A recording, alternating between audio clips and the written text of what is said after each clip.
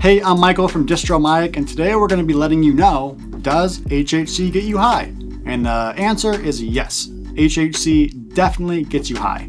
I explain the HHC high very similar to a Delta 9 weed cart high, meaning it's very uplifting, it's cerebral, it's all in your head, it's not really in your body. So if you smoke HHC or you take HHC edibles, you're not really going to get a body high, you're more going to feel it just in your head, but it is a very pleasant, enjoyable, and nice high. I would consume HHC over Delta 8 10 out of 10 times. I do not really consume Delta 8 at all, because in my opinion, HHC is such a far superior product. So if you want to try out some amazing HHC for yourself, head over to our website, bakedhhc.com. We were the world's first HHC brand.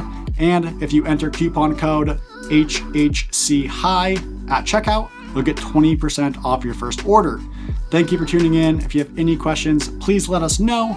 We are Distro Mike, the educational hub for everything CBD, vape, and more. See you next time.